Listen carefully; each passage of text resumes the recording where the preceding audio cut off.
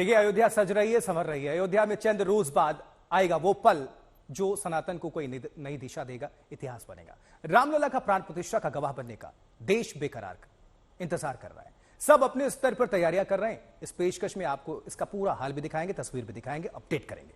आस्था से सुरक्षा तक की पूरी जानकारी आप तक पहुंचाएंगे। 3 तस्वीरें देखिए जरा। मेयर बताएंगे तैयारी का हाल, विधायक जी दिखाएंगे नई अयोध्या और आईजी कमिश्नर बताएंगे कैसी है सुरक्षा व्यवस्था। तो प्राण प्रतिष्ठा से पहले अयोध्या पूरी तरह से तैयार, राममय अयोध्या, और सुरक्षा व्यवस्था भी चाक चौबंद है। हम इस वक्त अयोध्या में हैं और अयोध्या में आज तक इंडिया टुडे की ये जो स्टूडियो बस है, हम इस पर सवार हैं और इस बस पर हमारे साथ आज रामविलास वेदांती, सत्येंद्र दास वेदांती और साथ साथ अयोध्या के मेयर गिरीशपति त्रिपाठी मौजूद होंगे। लेकिन हम आपको पूरे अयोध्या का दृश्य दिखा रहे हैं कि ये अयोध्या अब कैसी है। आप चारों तरफ अगर देखें तो अयोध्या सज धज कर बिल्कुल तैयार हो रही है। बड़े बड़े स्तंभ, लाइटिंग, जो स्ट्रीट लाइट्स है वो आपको दिखाई देगा, चौड़ी सड़कें दिखाई देंगी और ये अपने आप में बिल्कुल नायाब, नव्य और दिव्य अयोध्या इस वक्त है। तो इस अयोध्या को अगर हम देखें तो अब से कुछ महीने पहले या कुछ साल पहले जैसी अयोध्या थी उससे बहुत कुछ ये अयोध्या बदल चुकी है। तो हमारे साथ अयोध्या के मेयर हैं, हम उनसे समझते हैं। गिरीशपति जी, ये अयोध्या कितनी बदल गई? देखिए, अवधपुरी प्रभु आवत जानी, भाई सकल शोभा की खानी। वो जितनी दिव्यताएं हो सकती हैं, जितनी भव्यताएं हो सकती हैं, जितना सौंदर्य हो सकता है, वो सब आपको अयोध्या में आप विद्यमान दिखाई पड़ेगा। पूरी अयोध्या बदल गई है उत्तर प्रदेश सरकार के प्रयासों से, केंद्र सरकार के प्रयासों से।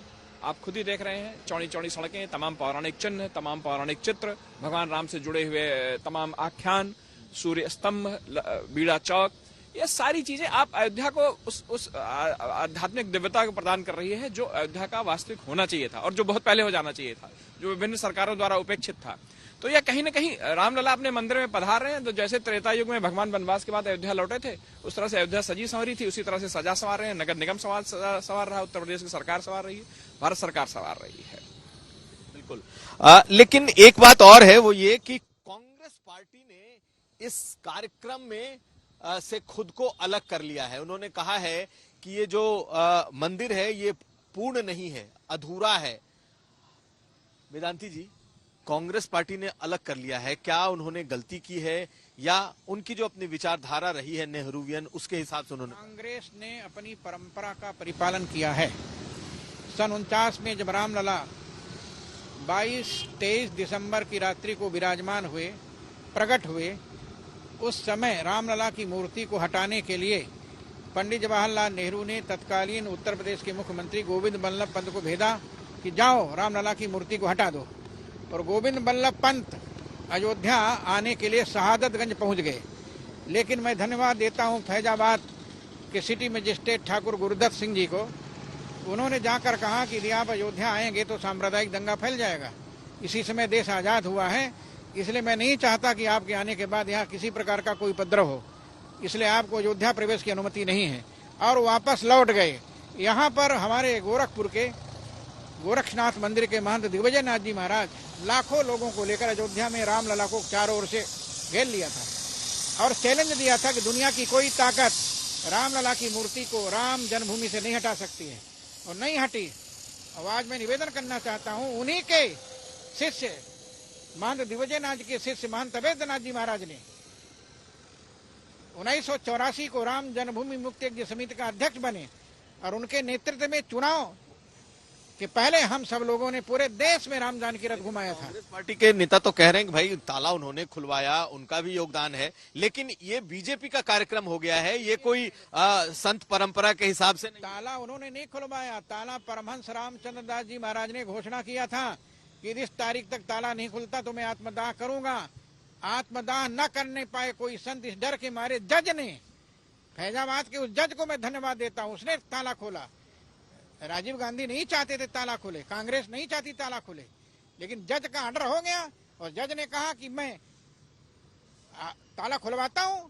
और यहाँ के डीआईजी से मैंने पूछा कि आप ताला खुलेगा तो क्या कर सकते हैं, कहा ताला खुलेगा तो रामलला का लोग दर्शन करेंगे, और रामलला का लोगों ने दर्शन किया और आज तक रामलला का दर्शन कर रहे हैं और आगे भी करते रहेंगे। तो ये आपको लगता है कि कांग्रेस पार्टी ने जो ये फैसला लिया है, या फिर विपक्ष के भी अभी तक ज्यादातर दल इसमें सामने नहीं आए और लगता नहीं है कि कोई विपक्ष का दल है? देखिए मैं बताऊं, कांग्रेस तो ये तो पूरी तरीके से बीजेपी का कार्यक्रम होकर कांग्रेस के साथ में ये जो विपक्षी कुछ तथाकथित नेता हैं, एक कहावत है कि खिसियान बिल्ली खंभा नोचे। जब कांग्रेस ने रामलला का बहिष्कार किया, सनातन धर्म का बहिष्कार किया, हिंदुत्व का बहिष्कार किया और कांग्रेस ने आतंकवाद का समर्थन किया, हमास का समर्थन किया, इजराइल का विरोध किया, इससे बड़ा और कुकृत्य क्या हो सकता है। भारतीय जनता पार्टी राष्ट्रवाद पर चुनाव लड़ती है, लेकिन कांग्रेस आतंकवाद पर चुनाव लड़ती है।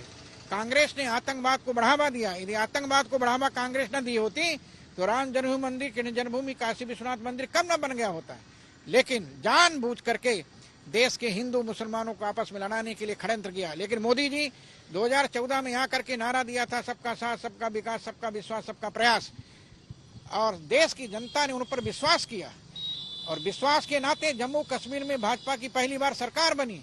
किसी ने कल्पना किया था कि 20 सीट पश्चिम बंगाल में लोग, लेकिन महाराज जी, अभी तो शंकराचार्यों ने भी एक तरीके से विरोध कर दिया है।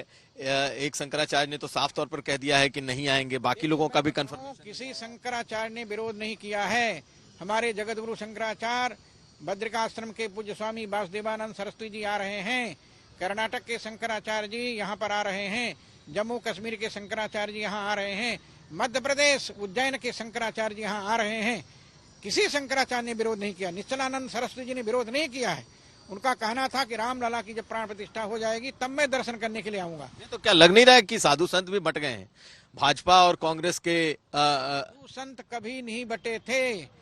मुझे याद है जब आंदोलन चला था तब इन्हीं कांग्रेसियों ने मुझसे कहा था, वेदांती जी साधु महात्माओं के एक मंच पर कैसे बैठाएंगे। मैंने पूछा कैसे? कहा जैसे मेढक को तौला नहीं जा सकता वैसे हर संप्रदाय के संतों को मंच पर बैठाया नहीं जा सकता। लेकिन अशोक सिंघल जी ने उनके इन कथन को मिथ्या कर दिया। हर संप्रदाय का संत हमारे मंच पर आकर के अपनी अपनी बात को रखा था। कोई ऐसा संप्रदाय नहीं था हमारे, अभी नहीं बटे हैं, अभी भी नहीं बटे हैं। हर संप्रदाय के, हर प्रांत के संत, महात्मा, धर्माचार्य, साधु महात्मा सारे लोग यहाँ आ रहे हैं। किसी ने मना नहीं किया, किसी ने नहीं नहीं किया कि मैं नहीं आऊंगा। सबका पत्र आ रहा है, फोन आ रहा है कि हम आ रहे हैं, हम आ रहे हैं, हम आ रहे हैं। हमारे साथ सत्येंद्र दास वेदांती जी भी हैं। साधु संतों के लिए अयोध्या कितनी बदली है हमारा? बहुत। साधु संतों के लिए आप देख पा रहे होंगे जिस तरह से आज अयोध्या बदली है और अयोध्या का जिस तरह से सर्वांगीण विकास हुआ है।